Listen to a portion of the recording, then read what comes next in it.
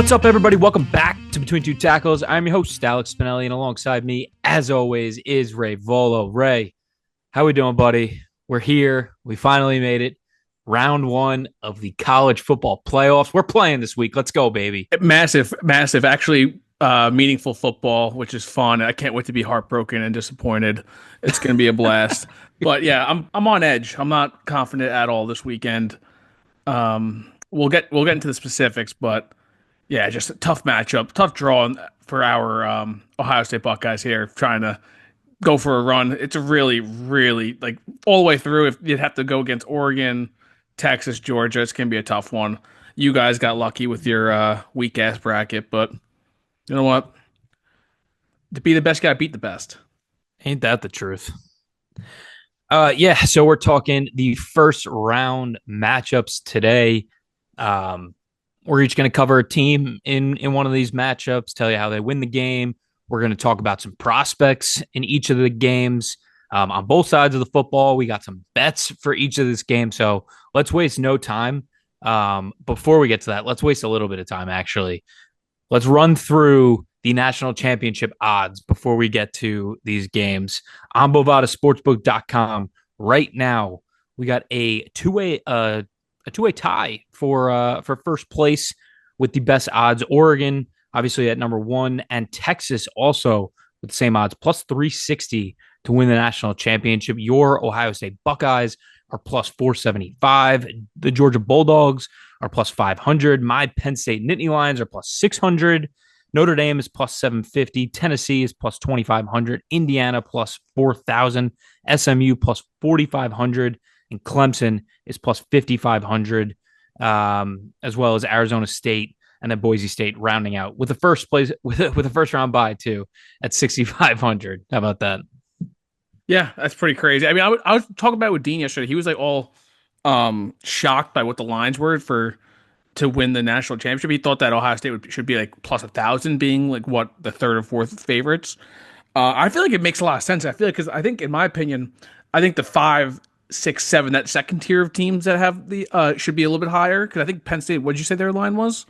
They're plus 600. Yeah, I feel like that should be maybe in the thousands area. Because in my opinion, I think it's a 4-team race. I feel like there are 4 teams that are kind of a little bit above the rest, but overall, I mean, they're saying that there isn't a clear favorite in this, and I think it's going to be a crapshoot at least once the semifinals get underway. Yeah, I agree.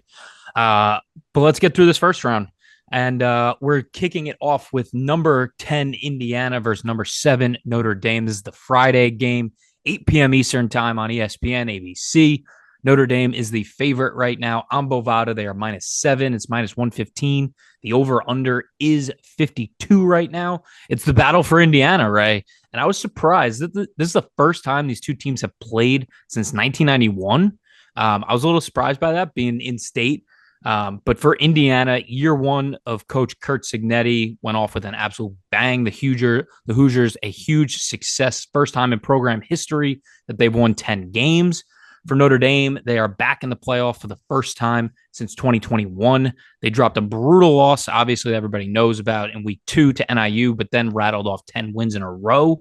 Their big-time interior defensive lineman, Howard Cross, will be back for this game. Big-time upgrade for them. He's missed the last 3 games with an ankle injury.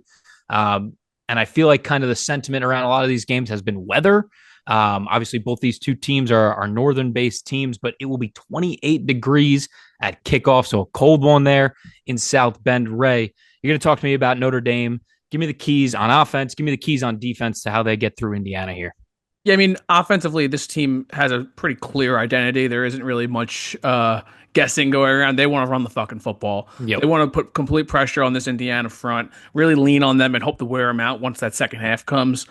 Jeremiah Love, he's not draft eligible, so I won't be able to talk about him for their offensive player, but damn, he's a special one. 7.1 yards per carry, 15 touchdowns on the year. One of the most dynamic running backs in college football, and he, like we said, he's only a sophomore, so he's not really going to be draft eligible, but he's the leader of this team. This is a team that's 10th in the country in rushing yards, while they're 101st in passing yards. So, like I mentioned, the clear identity, but this game's going to have to go through Jeremiah Love on the ground and really hope to wear out that Indiana defense. Then I also want to see some Riley Leonard use his legs too. I mean, we've all known his dual threat abilities going back to Duke, but this year he really impressed.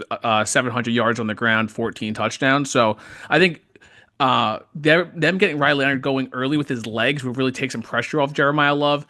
And my big question with this game, I mean, I think they're going to be able to get it done, just to clarify, especially once the second half comes. But if for some reason their defense kind of falters and they go down early, how are they going to win this game if Riley Leonard has to do it with his arm? Because I don't know about you, I can't name any of their outside perimeter threats. I think their leading Shout out Bo receiver, Collins, baby. I think he has 400 yards. He's their leading receiver. Yeah. So they're really, really missing key contributors and explosive players on the outside, which I think maybe not, it won't hurt them this round, but I think their long-term future and their ability to win the national championship, that's really going to haunt them, because they you need some dynamic playmakers on the outside when push comes to shove, when you're playing from behind. Defensively, I think we saw the key in the Ohio State game to beating this offense and really slowing them down is just getting pressure in Rourke's face. After that first quarter against Ohio State, we really started bringing like 5 and 6 guys to get to disrupt him up the middle.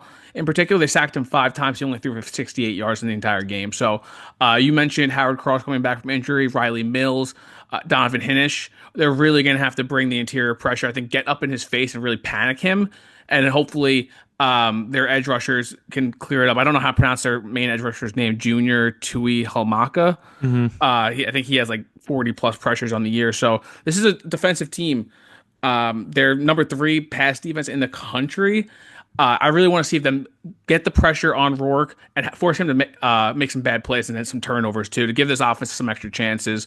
Xavier Watts is their free safety. He's one of the draft prospects I'm really looking forward to seeing, just because we all know the Jets need some safety help. But he's only allowed 156 yards passing on the game playing. He's a true center fielder, and his instincts are his real calling card. Those 5 picks, I think he has 2 passes defended too. He's not the biggest athlete. He's not going to run the fastest. Not the biggest guy, but his head and just his eyes and just discipline is what really gets him done. So those are what the guys I'm really looking forward to, and that's how I think Notre Dame gets it done, is just pressure on Rourke. Yeah, I agree. And I think all of my notes surrounding Indiana kind of complement what you're saying. I think that the first thing I wrote down was, can this offensive line hold up? I think they were solid throughout this year, but like you mentioned, when they played Ohio State and when they played Michigan, 2 very good defensive fronts that they're going to see, equal level talent with this Notre Dame team. I think they really struggled, especially like you said, when they started to bring, 5, 6-man pressures. They allowed 9 sacks over those 2 games combined, and they ran it okay against Ohio State, but they could not run the ball against Michigan at all. I think it's going to be huge for them. They got 2 good backs with Tyson Lawton and Justice Ellison. They need to find some gaps to create chunk plays on the ground. And then in terms of pass protection, like you said, I think they were okay when you guys brought 4, but they really struggled when blitzes came. I think with a really strong secondary for Notre Dame, it's going to be really, really important for Rourke to hit on some of these plays with these receivers. Rourke's got to be good. These wide receivers, Elijah Surratt and Omar Cooper, they're capable of going off, but they need to win those one-on-one battles. Another key for me is just protecting the football. I think Rourke has done a really good job all season. He only has 8 turnover-worthy plays all year, but this Notre Dame team are a killer in that aspect. And you can't just turn the ball against them. You can't give them short fields where they can have the ball, ball control with this run game. I think it's just going to be a slow and painful death if that Both happens. these defenses are really good at that, actually. Points off turnovers. I think they're both top 10 in the country in that aspect. So Yeah, I think it goes both ways. I didn't really mention it for offensively just because of their game plan, but Riley Leonard definitely had to protect the football too, because both these defenses are really, really good at turning the ball over. right. So the guy I want to mention on offense for Indiana is that one of those wide receivers, Elijah Surratt, had a really good season. He's had a really good career, man. This year, he's got 49 catches for 890 yards, 8 touchdowns.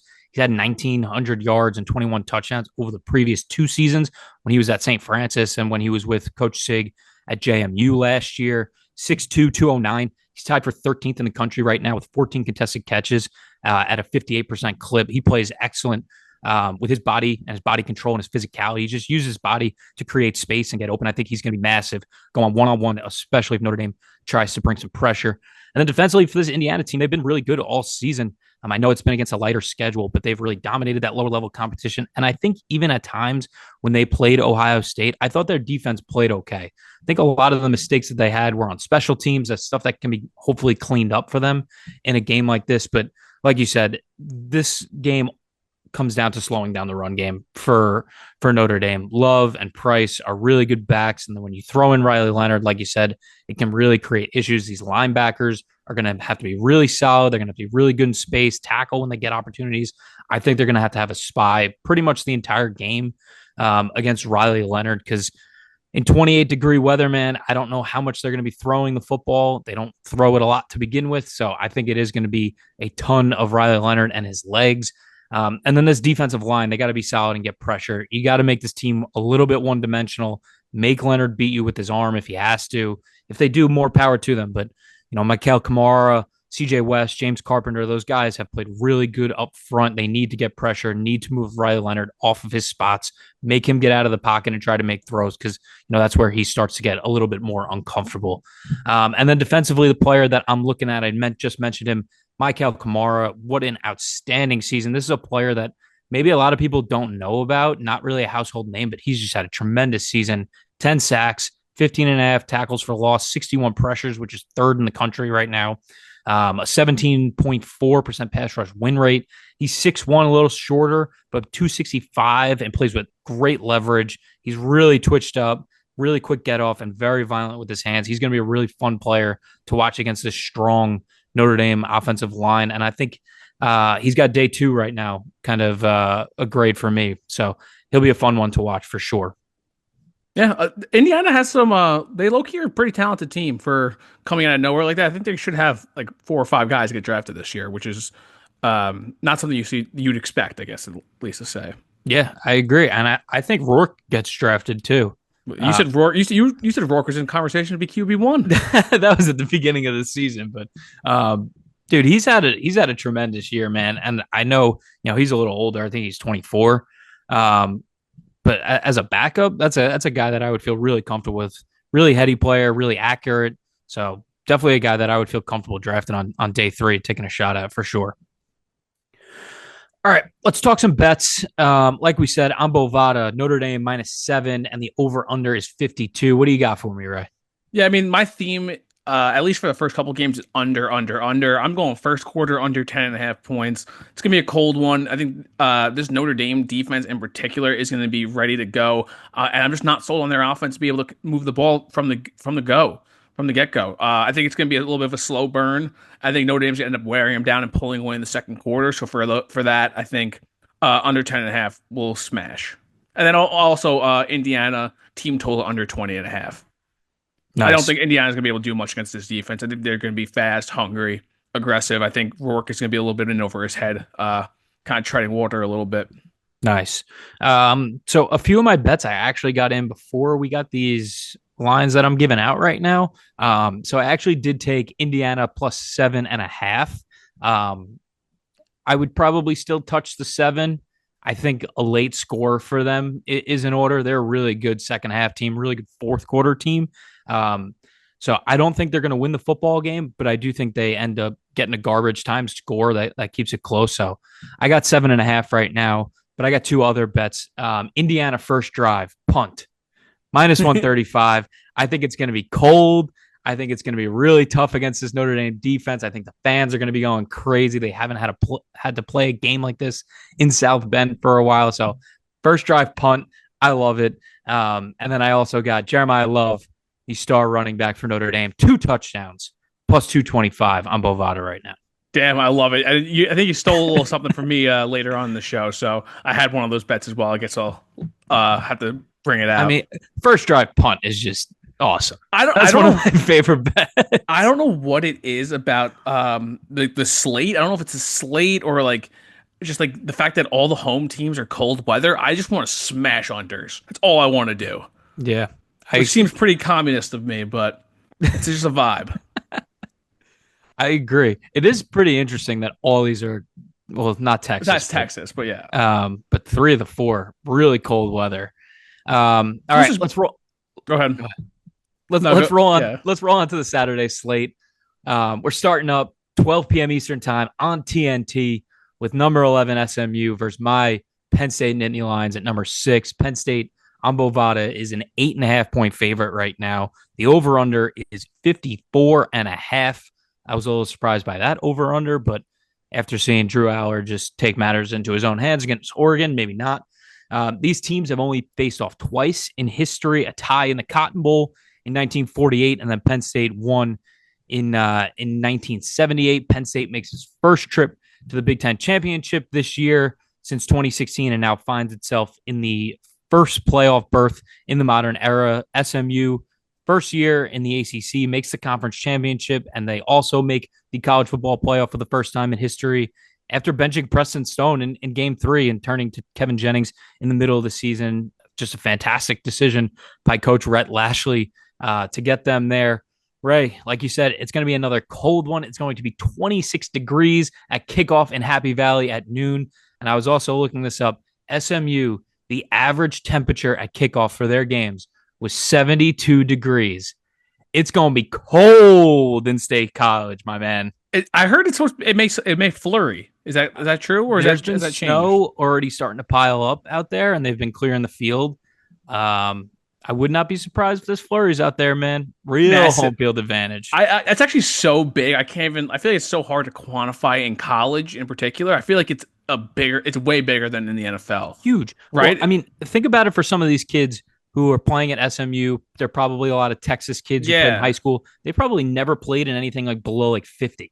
yeah. It's really regional, especially with like recruiting pipelines and all that. That's what I was thinking as well. But for SMU to be in this game, Kevin Jennings is going to have to really take on a major role and do it both with his passing and throwing. I know he's more of a runner. I think he's thrown for 3,000 yards, 22 touchdowns or so, only 300 yards on the ground. But he's going to need those legs not only just to like running for yards, like for in design plays, but I think he needs to get out of the pocket.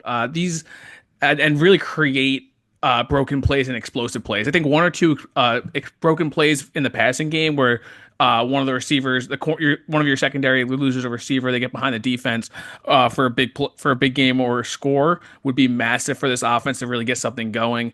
I think they're going to need at least one or two of those to be able to stay in the game, and if they want to have a chance to win. And also, he needs to get away from these two edge rushers, Abdul Carter and Dennis Sutton. They're combined for about 14 sacks. Or no, he's only been sacked 14 times. Rather, they've combined for about 15 sacks and 84 pressures off the edge. And these two tackles on SMU, I don't know if they're NFL players at the caliber They are not. of Penn State's edge rusher. So I think that's going to be a massive matchup to look at. I think Jennings' legs are going to really need to, not even his legs, not even just his legs, but his just, I guess, composure and calmness. He's going to have to play within himself, not get, and just be able to read the pressure and just not panic and make a bad decision and turn the ball over because they're going to need all their possessions. They can't have any wasted and lose a turnover battle. This SMU offense is really fast and explosive. Obviously in the passing game, but even Brashard Smith, their senior running back, 1,270 yards, 14 touchdowns, almost 6 yards per carry. He's going to have a big game too, especially in the passing. In the passing game, he has 35 catches on the year for 300 yards. So I think that dual threat ability is something that he's really going to have to rely on, especially with that pressure coming in his face.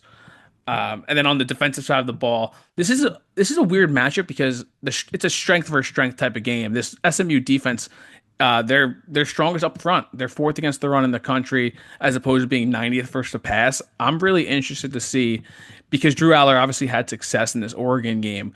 Are they going to try to play the matchup Penn State and kind of get away from what their bread and butter is and try to throw the ball heavy against this weak SMU passing defense? I think they're 90th against the pass in the country. Or are they going to just go with their bread and butter and go strength on strength and just say, hey, we have the more talent. We have the NFL caliber running backs. We're going to win this one. I think it's something really interesting, especially given the weather and the cold 20-degree weather. If it's snowing too, I think you got to just rely on the strength. I think that's what's going to keep SMU close and keep this game close. So I think that's what SMU is hoping for. They get into just a hold the ball, run the clock, really quick game. And I think this under is going to be a little tasty too at 54.5. But also this, I mentioned their run defense, their pass rush and just ability to get pressure. They're a deep unit. Elijah Roberts, Isaiah Smith, and Jafari Harvey off the edge have combined for 126 pressures and 19 sacks.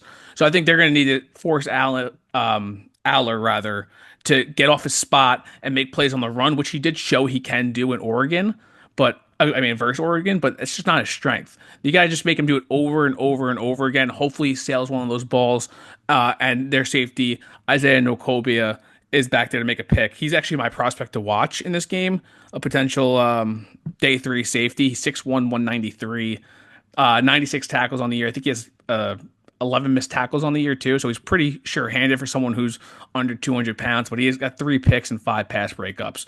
He's someone who'll line up deep. He'll line up in the box, line up in the slot. So he's really versatile, a chess piece on the back end. And I think with the NFL becoming more obviously of a matchups game, these chess piece defensive backs are going to become way more valuable. So he's someone I'm really looking forward to see if he can have a big game versus Penn State offense, obviously with Tyler Warren being their key, their weapon on offense. Yeah, I think it's going to be a really interesting matchup for Penn State. First and foremost, you got to take care of the football. I think if you don't turn over the football, I think there's just too much talent offensively and defensively to lose this game, regardless of the score. Aller's done a really good job over the last year protecting the football, but he does have the occasional slip up. I mean, you saw last week, 2 weeks ago against Oregon, there was one really bad ball that gets Oregon down to the 1 yard line. They end up scoring. And then obviously the last drive of the game, that throw is kind of inexcusable. So I think just taking care of the football, just realizing the talent that you have on your side. And I think with the home crowd and the home field advantage, I think it should have enough to get it done. The second thing for me is keep getting Nick Singleton the football. Man, he was so damn good against Oregon. I think for him, getting the ball in space, especially in the pass game, is going to be really important against this really good front. He was really effective against Oregon. And then again, with this good defensive line, just get the ball out fast before any pass rush starts to get there. Let his speed just start to take over. He's starting to look more and more healthy, starting to look more like his freshman year, Nick Singleton, when he would really start to break runs every single game. So I think he's going to be huge. And then I think the last thing is Andy Kotelnicki just unlocking the playbook even more than he's done this year. I mean, there have been some crazy ass formations, some crazy plays that he's run this year, but I think playoffs, it is all go, unload everything. And especially now, while Bo Prabula is not going to be with the team, I think all that package is now going to go to Tyler Warren. What do you have for Warren? I think Warren throws a couple passes in this game, honestly. At least one. I wish I could bet on that. Because I really do think they're going to even try to unlock him even more, because SMU's whole game plan is really going to be to take him away. So I think Andy Kotelnicki just getting the ball in Tyler Warren's hand is going to be really, really important. How many passes does he have on the year? Do you know what passes? How many passes he has on the year? I think he has 5. Okay. I think he's 3 for 5. Nice. This is the guy I'm going to talk about. Honestly, I've been saying it since the start of the season that he's better than Colson Loveland, and he's tight end 1. So I'm really just going to take this time to take a victory lap for myself, because I know ball, Ray. I mean, you still got a ways to go. I don't think it's over yet. 88 catches, over 1,000 yards, 6 touchdowns, 191 rushing yards, 4 rushing touchdowns, and he also threw a passing touchdown too. So Tyler Warren, go be you, go be great. Let's take care of business defensively for Penn State. I think this is really where this defense needs a big time turnaround. I think for a lot of people who watched Penn State, maybe for the first time against Oregon, they're like, this defense sucks. This defense doesn't suck. That's just a really explosive team for Oregon. I think it's going to look a lot different on Saturday. The first thing for them, penalties. Penalties absolutely destroyed them against Oregon. They had 2 face mask penalties on the first 2 drives that led to Oregon touchdowns, 2 unsportsmanlike conduct penalties that led to extending drives. So I think penalties, you got to clean that up. You got to be smart. Second thing, linebackers and tackling, going to be huge in this game. Tackling Jennings and tackling Brashard Smith in the open field. They're both very shifty when they get in space. Kobe King, Tony Rojas, you got to be really good. You got to wrap up. Can't just dive at these guys' legs, because they can really make plays happen. And then I think the corners really need to hold up in single coverage. Penn State plays some of the highest percentage of man coverage and the single high in the country, and they really got burned by Oregon and their speed on the outside. This isn't the same level of passing attack, but they could still be dangerous. So again, guys got to hold up one-on-one. And then the last thing I wrote is, can somebody else get pressure besides Abdul Carter? I know you mentioned Dennis Sutton. He's been banged up at the back half of the season and hasn't really looked like himself. So I'm hoping, that extra week of preparation and getting his body ready, hopefully he comes out and looks good. But him, Amin Vanover, hopefully they can get some pressure. And I think for them, they're big time outside shoulders, speed rush guys. They don't really look to take the inside. I'm very curious to see if they try to contain Jennings a little bit more and not just take the outside right away, because that's when Jennings can be dangerous, when he's stepping up as they're coming around those tackles who aren't very fleet of foot, let's call it. So I'm very curious to see if they've worked on that at all in practice this year, if they're not just taking the outside shoulder every single time, because that's when Jennings can really get loose. My defensive player that I'm looking for in this game is Jalen Reed, the safety. I love this guy, man. 79 tackles this year, 3 interceptions, 3 pass breakup. He's just so vital in everything that they do. He plays the single high safety position. He comes down in the box and makes tackles, and he plays in the slot. He's going to have a ton of responsibility in this game, taking away Brashard Smith in the middle of the field. Also, I didn't know Brashard Smith was a former wide receiver. I love that. You know how I felt about Tyrone Tracy last year. Love that. So Brashard Smith skyrocketing up my boards right now. But going towards the NFL for Jalen Reed, he projects mostly as a free safety and less playing in the slot, but his instincts and his playing style coming downhill with his range, I think he'll make for a really good rotational safety, and he'll definitely be a special teams contributor early, but he's going to need to be big time in this game, playing in the middle of the field. Yeah, I like it. What do we think about bets? All right, so my bets, I went back and forth on this game of how I felt like this game was going to play out. At first, I was like, maybe it's going to be a close one. Maybe their ball control. I think they really want to stick it to SMU. So I got Penn State -8.5. I think it's going to be a fucking blowout, honestly. Damn, blowout? Yeah, so Bovada, give me some of those alternate lines. I'm looking at -13. We'll see what that is. I'm also taking Penn State first drive, touchdown, +135 on Bovada. And then I got Drew Aller over 15 rushing yards, -125 on Bovada. He had 54 rushing yards last week. The offensive line hopefully holds up and those sacks don't take me too far back. But I really like over 15. I think Aller's going to be big extending plays with his legs. I like it. I'm thinking, I'm going, this is what I teased earlier. I'm doing SMU punt first drive, nice. -150. Yeah. I think they're going to come out and just run heavy approach, but I think there's the coldness. They're going to be a little stiff. It's going to be on the road environment. I think they're just going to have to punt early. And I'm doing under 10.5 first quarter again. I just think both these teams are going to come out running the ball. They're going to come out cold. I love the under 10.5. I love a first drive punt under. Yeah. Let's go. This is just me. I'm being a menace this weekend. Just so many unders. I don't even know who I am anymore. Yeah. I don't like it, by the way. All right, let's go to the 4 p.m. slate. This game is also on TNT. Number 12, Clemson versus number 5, Texas. Texas, a 12-point favorite right now on Bovada. It's -110. The over-under is 52. This is the first matchup between these two teams in history. Clemson looked dead after a week 1 Wait, loss. this is the first matchup in history? Shocked by that. I was shocked. That's they never played in a bowl game. Never. That's outrageous. Right? Crazy. Clemson, they looked dead after week 1, a really tough loss against Georgia, but they battled all season. They got some help from Miami down the stretch, and now they find themselves back in the college football playoff for the first time since 2021. Texas, year 1 in the SEC. They make the SEC championship game. They find themselves back in the playoff after a playoff berth last season behind arguably the best defense in the country for this Texas Longhorns. I'm going to start up here, if you don't mind. Go ahead. I'm going to talk about this Texas team offensively. It's been up and down. It's been a real struggle, especially for Quinn Ewers, battling injury all season.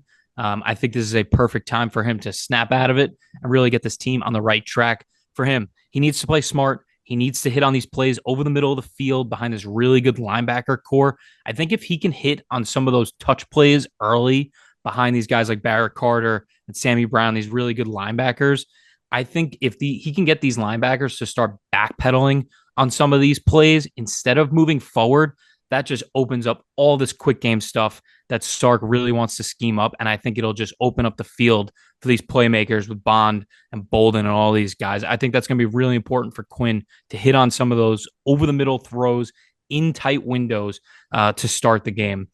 But for them, they really love to control the game on the ground. I think Wisner and Blue have been really good these past few weeks. They've kind of completely flipped their style of play over the second half of the season, and it's been really good for them because they know how good this defense is behind them. So I think ball control for them is going to be really important. If they can play this game at their pace, they should have a really good shot to win. Like realistically, like can Clemson get to 20 points? I think that's the key for them. That's a key number for them. Can Clemson get to 20? And I think Texas can. So I really do like Clemson in this game. And then the last thing Texas for me, in this game? What's up? You like Texas in this game? I do like Texas in this game. I don't know about -12. We'll see if I have a play on that or not. The last thing offensively for me is Kelvin Banks healthy. Maybe a little bit less for this game in particular because I do think they have enough talent to get through Clemson. But moving forward, how healthy is he? Trevor Gosby, who's filled in for him against A&M, and Georgia has been really up and down. He was really good against A&M, kind of got turned around a little bit against Georgia. And while this defensive line for Clemson is not as good as Georgia, it's not as athletic as Georgia, they do have some big-time bodies up and down this line. So we'll be curious to see what Kelvin Banks' availability for this game is and really moving forward. The player I'm looking for in terms of draft is their tight end, Gunnar Helm.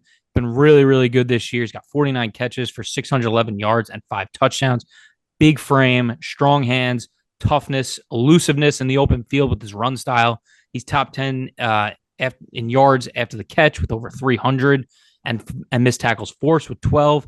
I think he's going to have a lot of matchups, like I was saying, with those linebackers like Barrett Carter. So curious to see if they try to get him involved early and then really start to involve those speed and all those playmakers. And then defensively for Texas, man, there's not much I can say about this unit. I think, honestly, this is the most confident I am about any single one unit, offensive or defensively, that's left in the playoffs. I think this defense is the best in the country, honestly. They're number 1 in yards allowed per play. They're number 2 in scoring defense. They just need to continue to play awesome and fly around. I really just have no notes for them. They just have so many good players.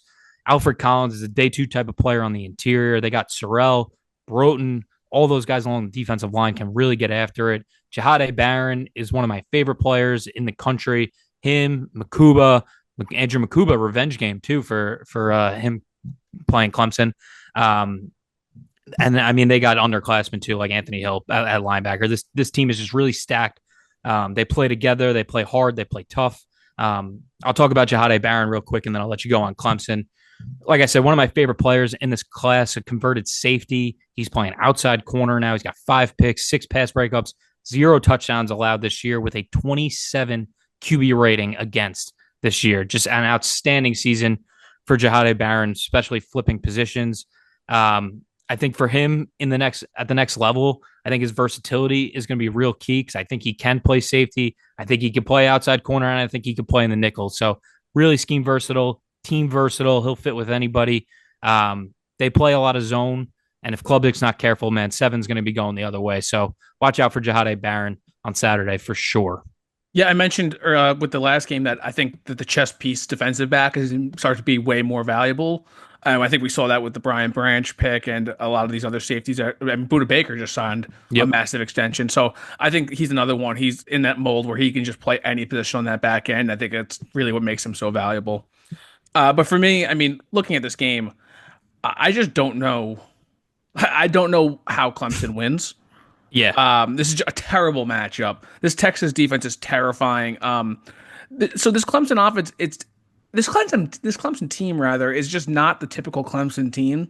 You know what I mean? I feel like I feel like they usually have a good archetype where they're going to run the ball a lot and they're up front on defensively. They're deep. They're going to cause havoc with stunts and just play that weak zone on the back end. just not the team this year. Offensively, I think they've been top 20 in generating explosive plays, but this Texas defense is number one in stopping them. So I think the real mismatch here is in up the middle on the Clemson offensive line. I just don't know how they're going to handle this Texas defensive front with Alfred Collins, like you mentioned. This is a top 15 team versus the run.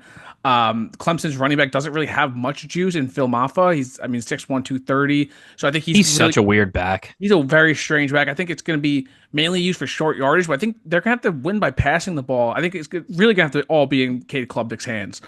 You mentioned how they play that heavy zone defense, Texas. He's got to be really careful. He only has 5 picks on the year, but when this offense struggles, it's always because he's thrown. It's when his interceptions happen. So he's really got to take care of the ball. I think again, his dual threat ability is going to be massive. I mean, none of these quarterbacks are elite talents that I've been talking about. So I think them being able to create something with their legs is just going to be key. And I feel like when Clemson's offense is going, it's when Cade's making stuff happen off script.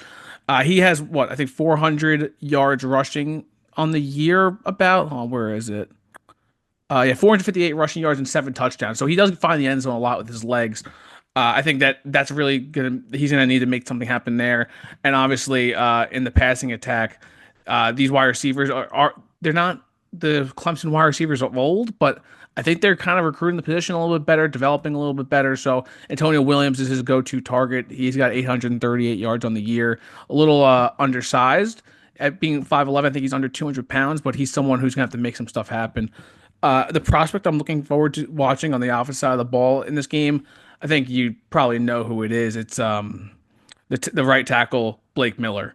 I loved him in summer scouting. I think he was my OT5 if I'm not Yeah, mistaken. he was like 280 pounds in the summer. Yeah, dude, he's a great mover, and his grip strength for someone his size is really impressive. He really does accurate hands, latches on well. His anchor was really what really concerned me. But this is a guy, he's going to have 40 plus starts in college, all at right tackle, except for 2 this year. I think he kicked over to left tackle. So I think that versatility is really going to help him in NFL circles. And he's someone, it's an underwhelming tackle class, especially at the top. I think the Hmm. value for him on day 2, I think he'll end up going early too, especially if he tests as well as I think he will. I think Yeah. that's really good value and someone I would love to see the Jets target, especially with their need at a long term answer at that position.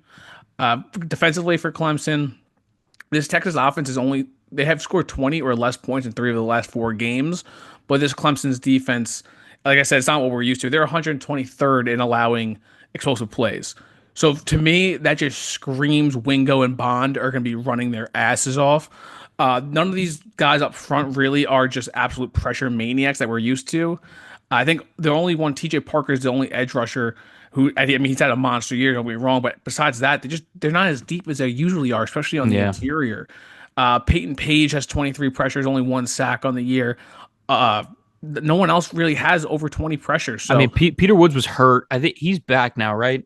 But is it's he? weird. Like, I think he's back, but it's weird. Like they play him at, like out of the edge, like they used to play like Brissy, and he's just not the same level of athlete Yeah. as Brian Brissy. Like it's really a weird front this year for them.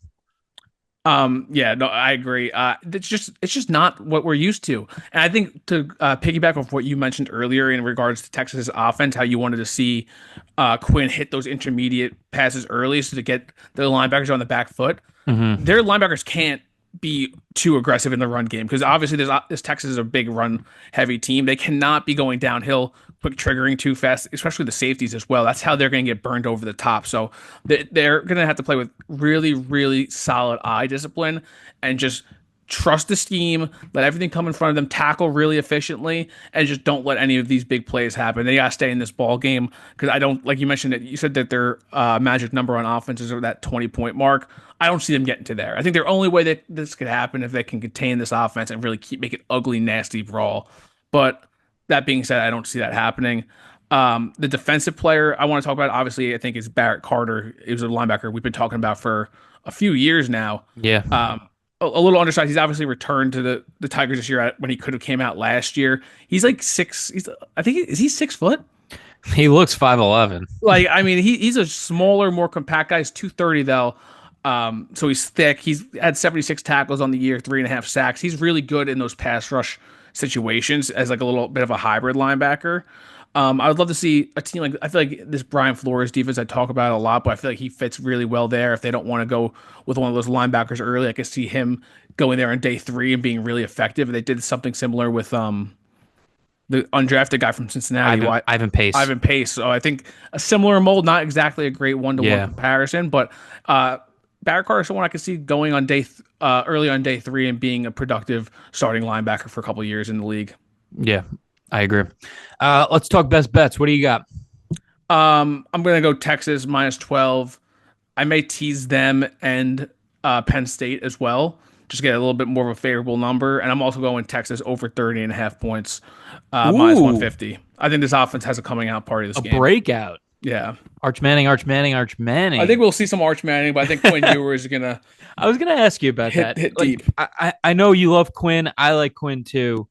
Like, moving forward in this playoff, like if they don't play well offensively, I know it's a really tough time to like insert a new quarterback.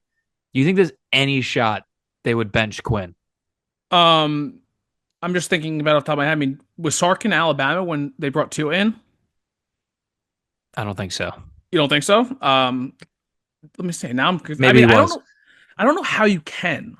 You know what I mean? Because I mean, say what you will about how Quinn's played this year, but he's still Quinn Ewers. I think he's still an NFL talent at quarterback. And sure, this passing game has been a little bit erratic, but I don't know, man. I gotta trust the senior in this situation. Okay. I think I'd spin it like, yeah, Quinn's gonna leave us next year. Fuck that guy. we're rolling with Orange. Um, all right, me best bets. This is a max unit play for me. I absolutely smash this under 52 -110 on Bovada. I just don't see how this possibly gets to 52. Um, I think if it's a dogfight, it's going under. And I think if this is a Texas blowout, this is also going under. I just don't really see a way that Clemson scores and even keeps pace with Texas. And I think once Texas gets up, they might sit on it a little bit. Um, like realistic, like I said, realistically, like can they get to 20? I don't think so. And if they do get to 20, how do they do it? Probably a miscue here or there by the Texas defense, a broken play, somewhere. But like, is Clemson going to have long, sustained drives consistently against this Texas defense? I don't see it. So max under play here at 52. And then I also took Texas -6.5 first half on Bovada too. So I really like both those plays. Nice. And to answer our question or my question, Sark was not there. That's when he was with the Falcons. So Falcons. yeah. All right, let's round it out, Ray. Here we go, baby. Number 9, Tennessee versus number 8, Ohio State. Saturday, 8 p.m. Eastern Time, ABC, ESPN. Ray, get fired up. You look Miz. Yeah, I mean, I'm not Miz, but I'm All just right. not confident. Ohio State is -7 right now. On Bovada, it's -115. The over/under is 46. I did get this yesterday. This came flying down. I got this yesterday at 51.5. I smashed the under. So I'm curious to see if there's any more line movement Saturday. These two teams have played once in their history in 1996 in the Citrus Bowl. Tennessee, they make their first playoff appearance in the modern era behind a very, very strong defense and this is a really good run game. And Ohio State is back in the playoff again with 4 appearances in the last 6 seasons, looking to rewrite a brutal loss to Georgia in 2023. Ray, this is going to be another cold kickoff, man. It's going to be 24 degrees in Columbus at kickoff. Talk to me about your Ohio State Buckeyes, man. Yeah, I mean, I think the biggest thing they have to overcome is coaching. Obviously, I mean that's just. I mean, that's where it has to, what a great way to start. It has to start with coaching. I don't know how we don't start. I haven't gotten to rant really about the game, but you go ahead. It was a disgrace. It was a disgrace in coaching, stubbornness. They just wouldn't stop running the ball up the middle when they have like 3 backups in at the offensive line. When 2 of the 20 best players in the country are they're unanimous. They're 2 of the top 20 players in the country up the middle. They're unanimous All-American center out. They're All-American left guard having to play left tackle because their left tackle's out, and they just say, let's just run the ball up the middle when we have a legitimate freak show at wide receiver in Jeremiah Smith, an NFL first-round wide receiver in Emeka Egbuka, and Carnell Tate, who's probably going to end up being I'll guarantee A he goes within transfer the first portal. 2 days. No, it's just Bananaville. Oh, that was So good. obviously, coaching, they got to be able to put the ball in the hands of their receivers. This offensive line right now, I know what the plan was coming into this year. They wanted to run the ball, be a run heavy team. They can't do it right now, especially against this Tennessee front that rolls 12 deep. They rotate constantly. They're going to be fresh. They got NFL talent with obviously James Pierce, Norman Lott. Who's that other defensive tackle they have that's really starting to get some buzz? Oh, my name's blanking. They Name's have a, you don't know who it is? No, I'll find it though real quick. Oh my God, who is it? Keep going. Norman? Is it Hobbs? So, I mean, regardless, they're going to be rotating heavily on the defensive front, and this offensive line, especially on the interior, just has with their backups playing. It's going to be tough. Ryan Day has talked about how they're going to rotate at guard. They want to bring in Luke Montgomery to start playing guard for the first time. Rotating guard is bananas. Yeah, I mean, I can't remember the guy's Syverland or something like that. The guy who just he's ass. He's been playing left guard. They're going to rotate him at left and right guard for some reason, and then they want to bring in Luke Montgomery to start at left guard. I don't know. Maybe he's just saying that, and Luke Montgomery's going to play the entire time. But regardless, it doesn't even make sense to me. I'd rather rotate quarterbacks. Literally. Yeah, they're going to need. And I mean, I don't know. I don't know. They're going to need that really help Donovan Jackson too at left tackle. They cannot let James Pierce and him go one-on-one. They're going to need a chip, line up a tight end, chip with the running back. They can't because James Pierce is a freak show. We've talked about he moves like a wide receiver playing edge, and when you have a guard on an island out there, I mean, he's a gamer. He's going to do what he can do, but you can't be expected to play one-on-one against him the entire time.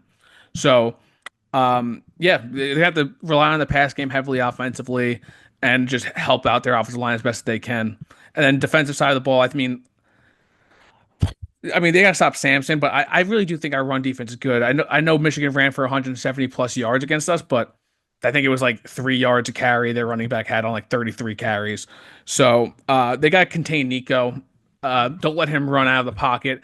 And for the love of God, if you can't get home with 4 early, just say fuck it and blitz. This secondary, I mean, sure, they've been obviously penalized with Davison Igbenoghen. Denzel Burke's been up and down throughout his career, but bring in Jermaine Matthews if you have to.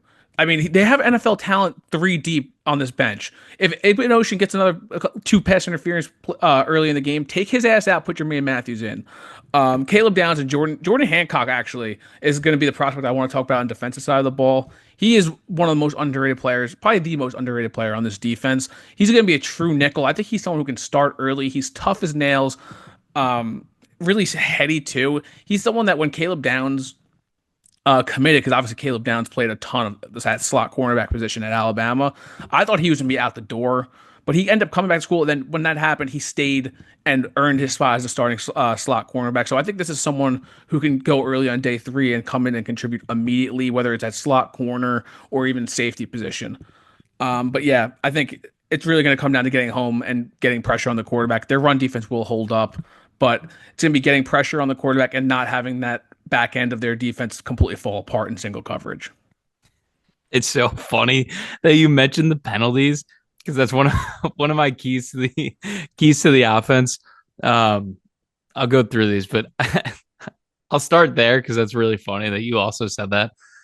One of the keys I had for this game, I said if Nico's going to miss, he needs to underthrow balls on deep balls instead of overthrowing balls. Nico is a big, tall quarterback. He's had a lot of problems this year overthrowing his guys and missing high. I think you just need to give your wide receivers a chance to come back to the ball and let these corners just run into them if that's what it's going to be. If you're getting one-on-one pressure, if you're going to attack downfield, give your wide receiver a shot to either make a play or draw a penalty. Thornton is a really good deep ball guy. I mean, I think he's only got like 20 catches this year, but he's got like almost 650, 700 yards. Jesus. Like, he is a speed demon, deep ball threat. So go give him a shot. Like you said, Igbenoghen's got 13 penalties this year. It's just ridiculous. So The fact that they underthrow. still roll him out every week when I really think Jermaine Matthews is the best cornerback on this team. The sophomore, he played as a freshman a little bit, and every time he plays, he flashes. So I don't know what they. I mean, I don't know if they like the physicality or the length of Igben Ocean, but he's been way too handsy, and I think that's gonna get him. That's gonna cost him against this air raid attack, this Josh Heupel offense. But Yeah. sorry, continue. The second thing is Nico again. I think his legs are going to be really important in this game. He's kind of been up and down all season in a cold, tough environment. Is he going to be able to complete passes consistently? I think getting him involved in the run game, he's a really, really good athlete. Create some misdirection with him, some confusion for the defense because he doesn't do it a lot, but he can break off big chunk plays with his legs. So I think you got to use him. I think some design runs are going to be big for this Tennessee offense. And then the last thing I wrote, is there someone else besides Dylan Sampson that's going to step up and make a play? Is it going to be Thornton? Is it going to be Squirrel White? Is it going to be Brew McCoy? Somebody's got to go and make a play. Dylan Sampson has been so damn good all year. They really lean on this run game. But like you said, this Ohio State run defense is very good. I don't know if you can just lean on them all game. Tennessee's offensive line is pretty good, but I think it's going to be a tough battle against this defensive front for Ohio State. So one of these wide receivers really got to be big for them, got to make a play down the field for sure. The guy I'm looking at for the draft is their center, Cooper Mays. And while Dylan Sampson was the SEC Offensive Player of the Year, Mays is the guy I'm watching Saturday. 0 sacks allowed this year, just 8 pressures. He was named first team All ACC. He will have a very, very tough job on Saturday going against Tyleik Williams. He's likely a day 3 prospect, but he's a 4-year starter. He's really smart, really tough, plays with great leverage. He's on a little bit of the lighter side, so I'm curious how his anchor is going to be against a big, beefy interior front. But if they're good and they can get some push and they can get Sampson going, I think it'll be big for them to open up Heupel's offense for sure. And then defensively, this team's really good, man, especially on this defensive line. Like you said, Ohio State is not just going to run the ball the same way that they did against Michigan. You mentioned it. They're going to challenge these corners with Jeremiah Smith and Emeka Ibuka. Can these corners hold up in one-on-one coverages, force tough throws for Will Howard? You got to make Will Howard use his arm, beat you with his arm. Subsequently, this defensive line is the strength of this team. Can they get pressure without bringing blitzes? Can you get home with 4 and have all these guys in coverage? I think if you can get home with 4 and they can force Ohio State into some 3rd and longs, I think you can drag this game out, make this a tough game for them. And then the final thing I had is don't let Ohio State speed up. I think you see it throughout the season, and Chip Kelly has been known for this, obviously, with all the fast teams that he's had.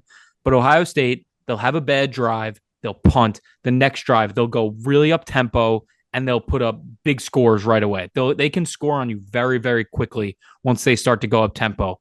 Can you prevent them to completing some of these easy throws for them that allow them to go up tempo? Can you slow the game down defensively for your offense too? So I think that's where Ohio State is really dangerous. So I think for Tennessee, it's going to be really important to play tough coverage and have a lot of incompletions for Will Howard. That's a good call too, because like when this offense struggles, the way they get out of it is by upping the tempo too. Yeah. So that's that's going to be a big thing for Ohio State as well as Tennessee eliminating it. All right. The player that I'm looking at, we love James Pierce, man, and I wish I could call it this whole D line because they are just so good. And like you said, I mean, they are 8, 10, 12 deep, but I'm looking at Omar Norman Lott.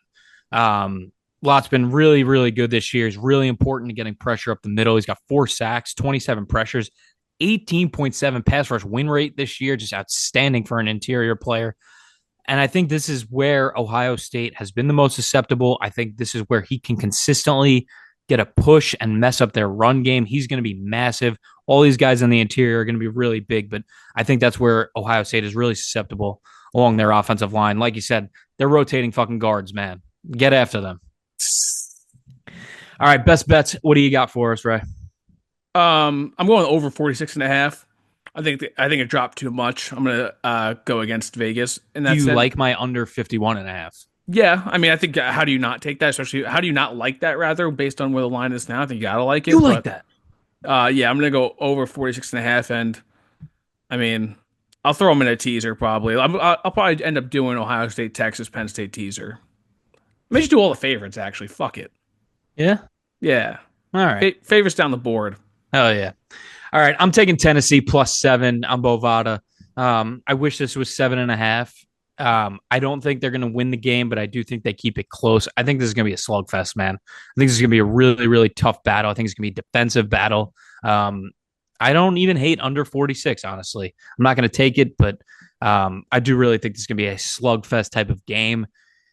And then I also got a player prop here for you. I got Ooh. Jeremiah Smith over 72 and a half receiving yards. I think they need to just completely abandon the run against this team. I think they need to throw to this mutant. I don't think Tennessee corners are very good. I think he will dominate them one-on-one coverage. I think he has at least one big play, like a 40-yard catch or something in this game that helps me get there. But over 72 and a half on Bovada right now. I like it. Yeah. All right, Ray. Anything else before we get out of here? No, I'm just glad that you're not coming to watch these games with me after Whoa. that shitty bet. So Whoa. yeah, no, eat That's shit. not cool. Ray, Go we had SMU. we had a good time on Saturday. Ray, you're Penn State guy now. You were fired up. Never.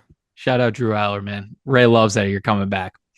All right, that's going to wrap it up for us here on Between Two Tackles. Thank you for listening. Hopefully you enjoyed our first round preview. Cannot wait for these games on Friday and Saturday. Stay locked in with us. We got a lot of good stuff coming. We got the rest of the playoffs. Obviously, we got more mock drafts. We got big boards. We got player rankings. We got Senior Bowl to do. Man, it's going to be a long. Yeah, I think we got like 120-ish days till the draft. So we're getting there, man. It's going to come fast. Hell yeah. As always, please rate and subscribe to the pod and follow our Twitter at 2tackles with the number 2. You can also follow our YouTube, Instagram, and TikTok at Between Two Tackles with the number 2, and stick with us as we head towards this national championship. Ray, my friend, appreciate it.